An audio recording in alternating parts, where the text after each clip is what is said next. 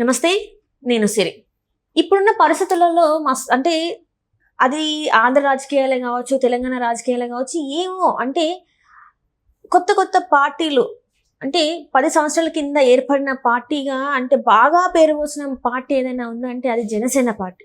మస్తు మంది అసలు పవన్ కళ్యాణ్ గారు అంటే అసలు చాలా మంది ఫ్యాన్సే కాదు, అంటే యూత్ లో కూడా చాలా మంది ఆయనకి ఒక ఫ్యాన్ బేస్ చెప్పాలి. అంటే ఇండస్ట్రీ నుంచెల్లే కాకుండా సామాన్య ప్రజల నుంచి కూడా ఆయనకి ఎంతమంది అభిమానులు ఉన్నారో చూసాం. ఆయన పార్టీ పెడితే ఆయన ఎట్లా గెలిపించుకున్నారో ఈసారి మనం చూస్తున్నట్టయితే ఆయన లేకపోతే అసలు ఈసారి గెలిచేదే కాదన్న ఒక మాట కూడా వచ్చేసింది. అట్లాంటి ఒక పార్టీ నుంచి అంటే ఆయన పార్టీ అని కాదు కానీ వ్యక్తిగతంగా కూడా చూసుకుంటే ఇప్పుడు ఒక మరకబడిందని అనుకోవాలి. ఏంటంటే జానీ మాస్టర్ రూపంలో ఇప్పుడు మరి ఆయన ఒక స్టార్ కంపెనర్గా అయితే పెట్టుకున్నారు జనసేన పార్టీకి.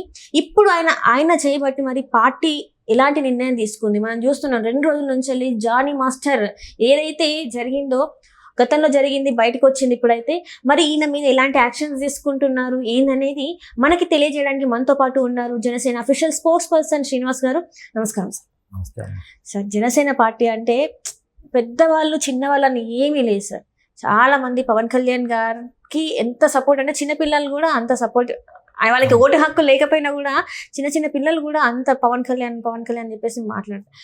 ఇక్కడ కొంతమంది స్టార్ క్యాంపెయినర్లుగా పనిచేసిన వాళ్ళలో జానీ మాస్టర్ కూడా ఒకరు. అయితే ఇక్కడ ఏమైందంటే ఆయన మీద కొన్ని అలిగేషన్స్ వచ్చినాయి. ఎవరైతే డీ కంటెస్టెంట్ ఉన్నారో ఆ అమ్మాయి ఈయన మీద కేసు పెట్టడం జరిగింది, పోలీస్ స్టేషన్ వరకు వెళ్ళడం జరిగింది. ఇప్పుడు మరి ఇట్లాంటిది బయటకు వచ్చినప్పుడు మీరు ఆయన మీద తీసుకునే యాక్షన్లు ఏంటి, అసలు ఏం నెక్స్ట్ స్టెప్ ఎట్లా ఉండబోతుంది? ఒకటి సరే, రాజకీయాల్లోకి వచ్చినప్పుడు లేకపోతే పలానా ఒక రాజకీయ పార్టీ ఏదైనా కావచ్చు, ప్రజా జీవితంలోకి వచ్చినప్పుడు ప్రతిదానికి సమాధానం చెప్పుకోవాల్సిన అవసరం ఉంది. ఎవరికైనా సరే సమాధానం చెప్పుకోవాలి. నా వ్యక్తిగత జీవితం నాది అనడానికి కుదరదు. క్వశ్చన్ చేస్తుంది పబ్లిక్. అంటే ప్రజా జీవితంలో ఉన్న వాళ్ళు ఆదర్శంగా నిలబడాలి ప్రజలకి. సరే, జానీ మాస్టర్ గురించి మీరు అడిగారు కాబట్టి చెప్తున్నా. జానీ మాస్టర్ గారు ఆయన ఎన్నికలకు ముందే మా పార్టీలోకి వచ్చిన వ్యక్తి. పార్టీ పెట్టినప్పుడు నుంచి మా పార్టీలో ఉన్న వ్యక్తి కాదు, కొత్తగా వచ్చిన వ్యక్తి. కొత్తగా వచ్చి కంటే కప్పుకున్నాడు ఆయన. సరే, పార్టీలోకి వచ్చాడు కాబట్టి అతను ప్రజలందరికీ తెలిసిన వ్యక్తి, మంచి డాన్సర్గా తెలిసిన వ్యక్తి అని చెప్పి సినీ రంగం నుంచి వచ్చాడు కాబట్టి ఖచ్చితంగా మనం స్టార్ కంపెనీగా పెట్టుకున్నాం. సరే, ఈ రోజున ఆయన మీద ఆరోపణలు వచ్చినాయి. ఆ అమ్మాయి ఆ డాన్సర్ పెట్టి నన్ను లైంగికంగా వేధించాడని, నన్ను ఈ రకంగా ఇబ్బంది పెట్టాడని చెప్పేసి ఆ అమ్మాయి కేసు పెట్టడం జరిగింది. ఆ ఇష్యూ బయటకు వచ్చిన వెంటనే ఇమ్మీడియట్గా మా కాన్ఫ్లిక్ట్ మేనేజ్మెంట్ మా ఎవరైతే ఉన్నారో మా అజయ్ గారు పార్టీ నుంచి బయటకు వెళ్ళాము, పార్టీ కార్యక్రమాలకు దూరంగా ఉండని చెప్పేసి లెటర్ రిలీజ్ చేయడం జరిగింది. నేనేమంటున్నానంటే, ఆరోపణలు వచ్చినాయి, నిరూపించుకోవాల్సిన బాధ్యత అతను చేశాడా చేయలేదని అతను నిరూపించుకోవాలి. సరే, ఆ అమ్మాయి చేసినటువంటి ఆరోపణలు కూడా మామూలు ఆరోపణలు కాదు. ఆ అమ్మాయి మైనర్గా ఉన్నప్పటి నుంచి ఇతను ఇబ్బంది పెట్టాడని చెప్పి రావడం, 14-15 years నుంచి ఇబ్బంది పెట్టడం రావడం, నన్ను లేకపోతే నీకు ఎటువంటి భవిష్యత్తు లేకుండా చేస్తామని చెప్పడం అనేటువంటి కారణాలు, దాంతోపాటు ఖచ్చితంగా నన్ను మ్యారేజ్ చేసుకోవాలి, మతం మారమని చెప్పడం చెప్పి అనేక ఆరోపణలు ఉన్నాయి. నేను ఏమంటానంటే, అనేక ఆరోపణలు చేశారు. ఆరోపణలు చేసినప్పుడు ఆ ఆరోపణలు మాత్రమే అని అతను నిరూపించుకోవాలి. అతను వ్యక్తిగతంగా నిరూపించుకో, అతని బాధ్యత అతనికి ఉంది. మరి అటువంటి వ్యక్తులని మేము భుజాన్ని వేసుకుని మోయలేం కదా. అటువంటి వ్యక్తులు అంటే ఆరోపణలు ఉన్న వ్యక్తులని ఖచ్చితంగా బాధ్యత ఉంది.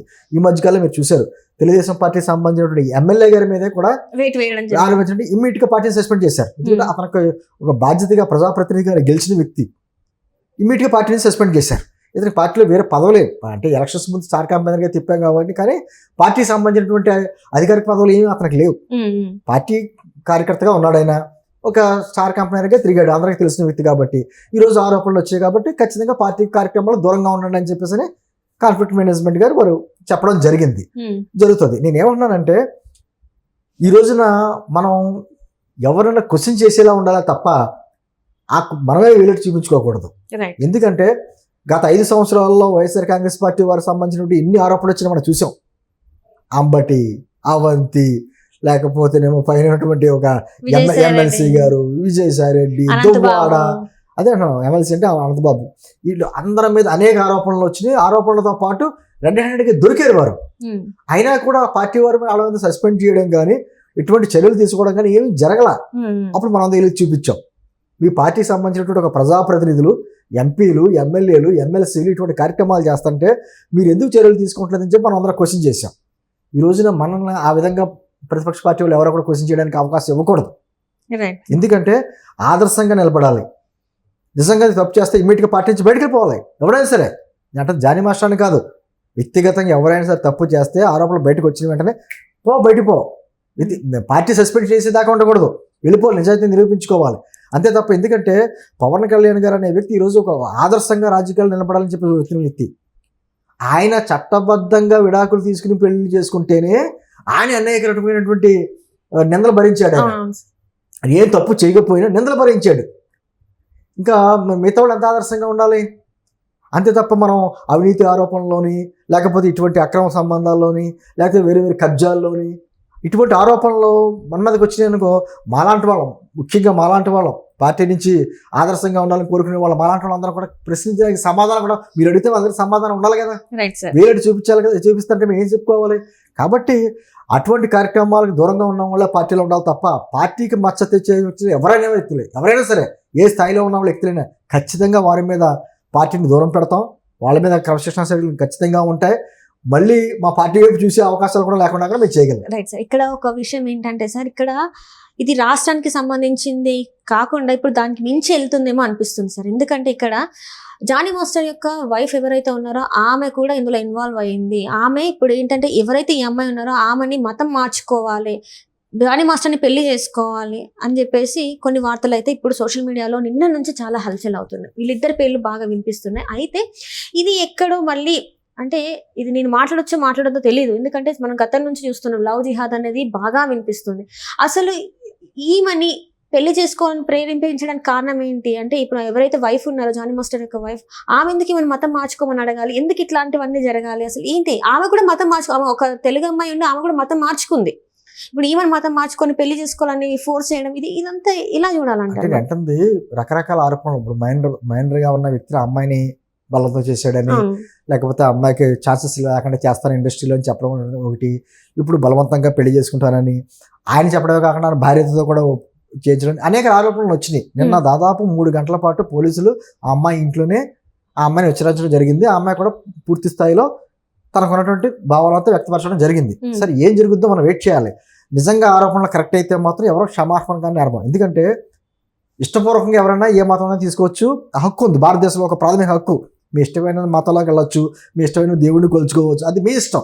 కానీ బలవంతాన మత మార్పులు చేస్తే మాత్రం శిక్ష. ఎవరిని కూడా బలవంతంగా మత మార్పులు చేస్తే ఏ మతమైనా కావచ్చు, బలవంతంగా లేకపోతే ఒక బ్లాక్మెయిల్ చేసో మత మార్పులు చేస్తే మాత్రం ఖచ్చితంగా చర్యలు ఉంటాయి. రాజ్యాంగం కూడా ఒప్పుకోదు. ఇష్టపూర్వకంగా నువ్వు ఏదైనా చేసుకో. ఇప్పుడు ఈ రోజు ఈ అమ్మాయి విషయంలో ఏదైతే జరిగిందో, ఈ రోజు నేను కూడా పేపర్లో కూడా చదివాను, ఈ విధంగా బలవంతంగా మత మార్పులు చేసుకుని పెళ్లి చేసుకోమని అంటారు. నిజంగా ఎన్ని కూడా వాస్తవాలు అయితే మాత్రం చాలా పెద్ద శిక్ష ఆ దంపతులు ఇద్దరు అనుభవించాలి. ఎందుకంటే చట్టానికి ఎవరో అతీతులు కాదు. భారతదేశంలో మనకు రాజ్యాంగం ఉందమ్మా. సరే, ఆ రాజ్యాంగం అన్నది రాష్ట్రపతి పదవి కంటే ఉన్నతం. రాష్ట్రపతి పదవి కూడా రాజ్యాంగం పదవి లోబడే చేయాలి. అంతే తప్ప నా ఇష్టం వచ్చినట్టు చేస్తానో, నా ఇష్టం వచ్చినట్టు కార్యక్రమాలు ఉంటాయనంటే కుదరదు. రాజ్యాంగం పరిధి లోపడే ఎవరైనా చేయాలి. ఈ రోజున దానికి అతీతంగా ఆ అమ్మాయి స్వేచ్ఛను భంగం కలిగించేలాగా, లేకపోతే ఆ అమ్మాయి భవిష్యత్తు ఇబ్బంది పెట్టేలాగా ఇటువంటి కార్యక్రమాలు చేస్తున్న నిరూపణ అయితే మాత్రం ఖచ్చితంగా దాని తగ్గ శిక్ష ఆ దంపతులు ఇద్దరు అనుభవిస్తారో దాంట్లో no doubts. Right sir, thank you so much.